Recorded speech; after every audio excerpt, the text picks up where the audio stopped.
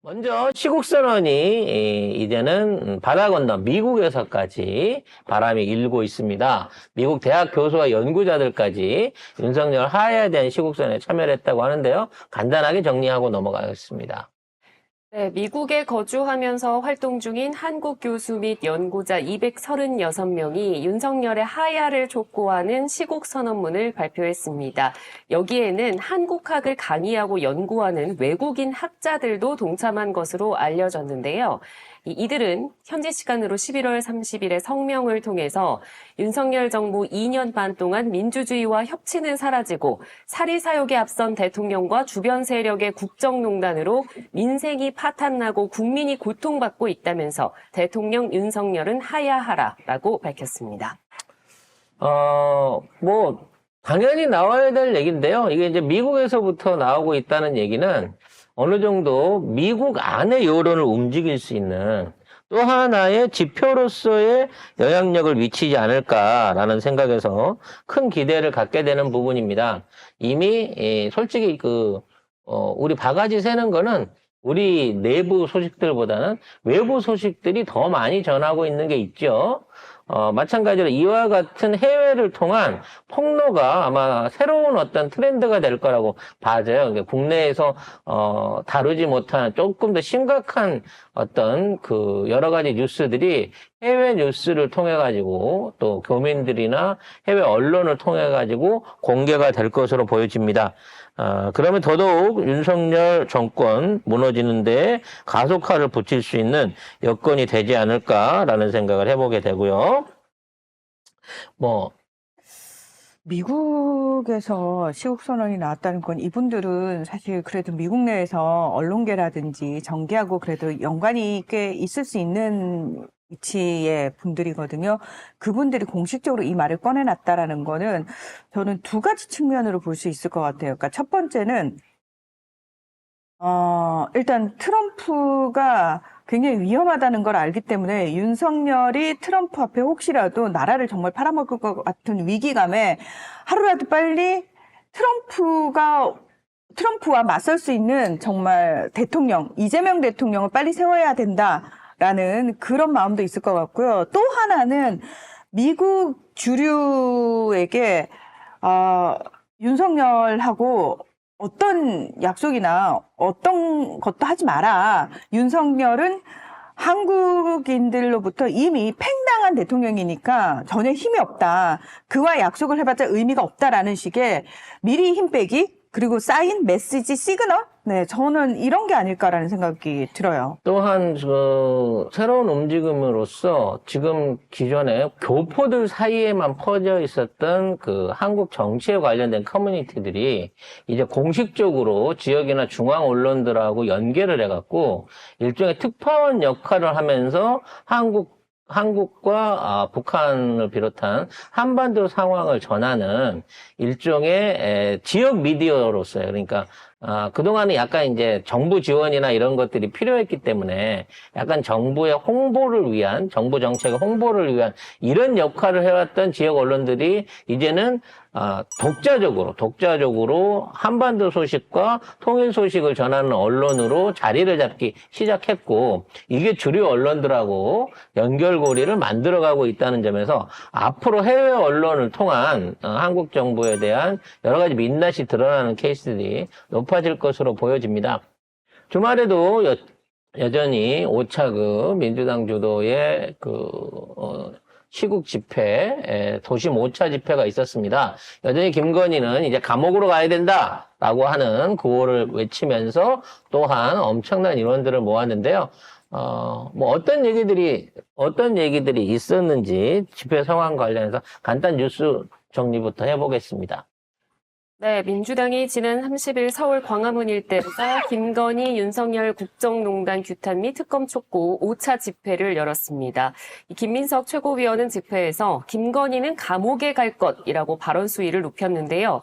김건희를 특검하라, 윤석열을 심판하라, 이재명은 무죄다는 같은 이야기라면서 윤석열을 심판하고 김건희를 단죄하고 해병대 박정훈 대령을 지켜주고 이재명과 함께하는 싸움, 정권 심판, 농단 심판, 검찰 심판 모두가 하나의 민주주의 투쟁이라고 말했습니다.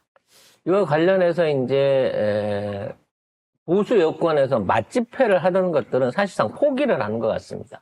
그러면서 이제 여론전으로 다시 돌아선 느낌이 들어요. 그래서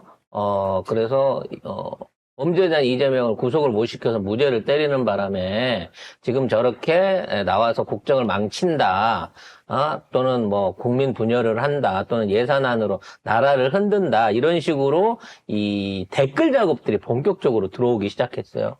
근데 이 댓글 작업의 특징을 보면서 제가 깜짝 놀랐습니다.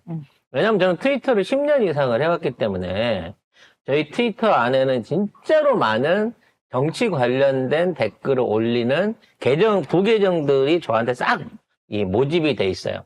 그러니까 일부러라도 이제 저쪽 진영에서도 그 스피커가 큰 그 스피커들 같은 경우는 제가 차단을 안 하고 그냥 냅두거든요. 우리 쪽 진영 안에 것도 냅두지만 저쪽 진영 것도 냅둬요. 도대체 어떤 식으로 하는지 보려고. 어떤 식으로 보려고. 그래서 이제 그동안 쭉 읽어보면 이 흐름이 있었어요.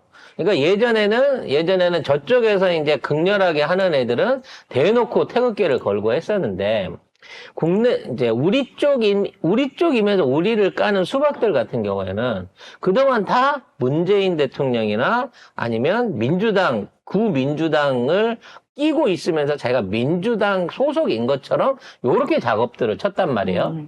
그래서 내비뒀죠. 그러니까 이제 그것들이 다시 되살아나갖고 극렬하게 또 댓글을 쓰기 시작했어요. 체포동의안,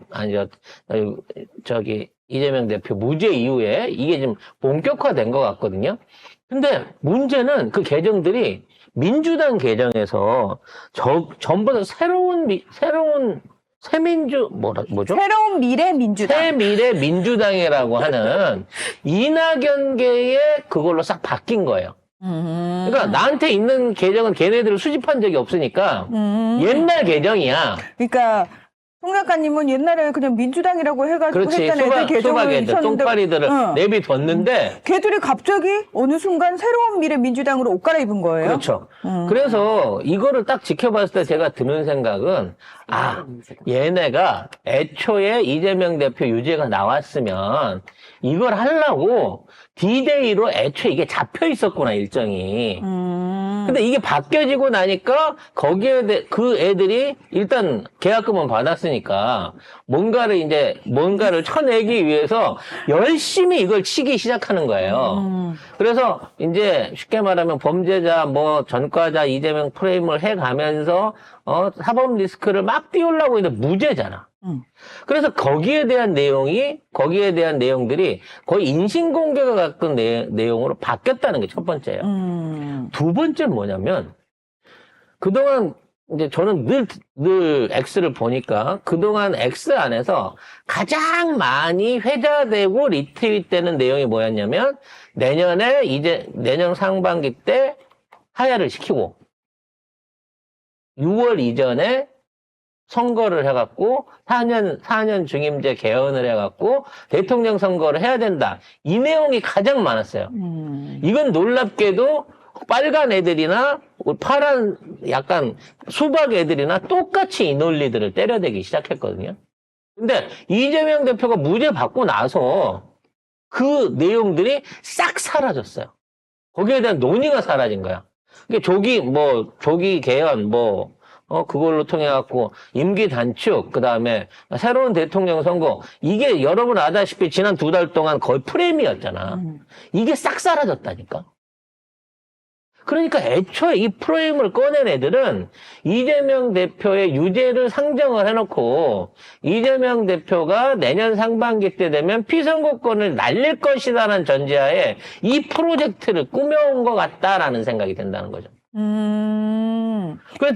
그래서 지금 여러분이 보시다시피 보수 언론 안에서도 그동안 꾸준하게 제기됐었던 조기 선거, 조기 하야, 이게 없어졌어요. 왜? 이재명 대표를 꿀릴 수가 없거든, 지금 있는 상황에서는. 이런 재판 일정으로도 1년 안에 이게 끝나지 않는 데다가 나머지 저 선거법 안에서의 1심에서 유죄 나왔던 거는 이거는 너무 비논리이기 때문에 결과적으로 2심 가면 뒤집힐 가능성이 너무 높아요. 이미 법원 안에서도 그렇게 얘기들이 오가고 있는 거고, 정말 미친 판사라서 가능했던 1심이었고, 지금 이번에 무죄가 나와버린 이거에 대해서 항소를 하겠다라고 검찰 측이 계속 얘기를 하고 있지만, 구체적인 항소 일자를 아직까지도 못 잡고 있어. 왜? 항소 이유서를 못 쓰는 거야. 거기에 대한 새로운 증언이나 방법이 없으니까. 그러니까 저거 와글와글 하다가 결국은 없어지게 될 겁니다. 지금 없어진 상황에서 새롭게 조기 선거를 해야 된다는 프레임이 지금 사라졌다니까, 언론에서. 저는 이게 저쪽 애들의 순탄한 시나리오 안에서, 그러니까 이 11월에 깔끔하게 이재명 대표의 정치 생명을 선거 출마를 꺾어놓고 난 다음에 그 다음 단계를 생각해야 된다. 그 다음 단계를 준비해갖고 그 선거에서 우리가 이기면 된다라고 했던 게 날라갔고요. 심지어 저쪽 언론들이 뭘 상정하고 오냐면 요것도 예상이 돼 있었던 것 같은데, 이재명 대표가 출마를 못하게 됐을 때 차기로 가장 유력한 군이 추미애다. 근데 추미애가 들어오게 되면 더 위험할 수 있다. 이런 논리들을 주말에 풀어내기 시작했어요. 자기네가 정해주는 거야? 그러니까 차기를? 시나리오를 써놨는데 오히려 이게 엇갈리니까 이게 지금 헛발질들을 하고 있는 거예요. 보통 이런 게 나오면 언론이 받아 써주고 뭐 국짐당에서 동의를 해주고 이러고 몰아가야 되는데, 원 시나리오 안에 중요한 고다리인 25일 판례 무죄가 나면서 지금 이 모든 게 다 뒤집히기 시작했어요. 그래서 사실상 과거 트위터 여론판이 지금 개판이 돼서 돌아가고 있다. 빨리 다음 시나리오가 내려와야지. 다음 시나리오를 연구했던 게 오세훈이었다고 하잖아요. 아, 근데 그것도 근데 끝났고. 오세훈도 지금 날아간 상태다 보니까. 그 다음이요. 그 다음. 그래서 지금 어디서 듣도 보도 못하던 한국은행장을 데려다가 응. 총리를 시켜가지고 응? 걔를 나중에 대권 후보로 띄운다, 지금 이 계획을 세우고 있다는 겁니다. 네. 응? 네? 이창명이죠? 이창용. 이창용 한국은행장을 총리로 일단 만들어가지고, 그 다음에 이 사람을 대권 후보로 키우겠다라고 하는 이런 시나리오가 돌고 있다라는 내용이 또 주말에 쫙 돌았습니다. 찌라시로? 찌라시로 돌았습니다. 유튜브 방송이나 여러 군데 안에서 지금 이 사람 하버드 출신이고 뭐 경제 전문 관료고 뭐 이래가면서 우리는 하버드에 스펙이 제일 대한 좋다. 우리는 하버드에 대한 안 좋은 트라우마가 있어요. 하버드 출신들은 못 믿을 사람들이더라고 보니까. 어쩐지 한국은행에서 150조씩 그렇게 정부에다가 마통을 빡빡 찍어줄 때 마이너스 통장으로 네, 쫙쫙 뽑아줄 때 이미 얘네들이 한국은행하고 모종의 관계가 있겠구나 했는데, 그러면은 이창용 띄우는 언론 보도가 이제 막 나오는 건가요?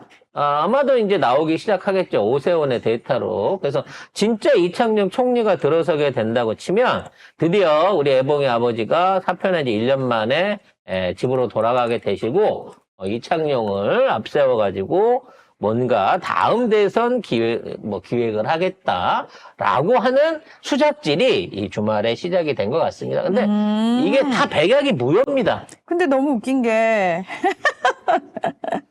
박지원 의원이 이분 정치 구단이잖아요. 능구렁이잖아요. 딱 대놓고 나와서 아유 국회의원 딱 넘기 힘들 거야? 뭐 이러면서 정치력 없는 사람에 일단 대해서 들어와. 한동훈 받지 않냐? 윤석열 받지 않냐? 근데 또 정치력이 없는 사람을 또 세운다고 이렇게 얘기를 하고, 민주당에서 인준받기 어렵다라고 얘기를 하고 있고, 이창용이라는 사람 자체도 나는 하는 총재로서 업무에 충실할 거다 이렇게 얘기를 했다고는 하는데, 하여튼 부르면 오죠. 네. 뭐 급부상이라고 지금 언론이 띄우고는 있네요. 그래서 지금 이제 깝깝해진 게, 아까 뒤에서 새미래 민주당과 함께 이름 진짜 새미래 민주당과 함께 이재명 물어뜯고 있었던 김동연이가 나 아니었어요?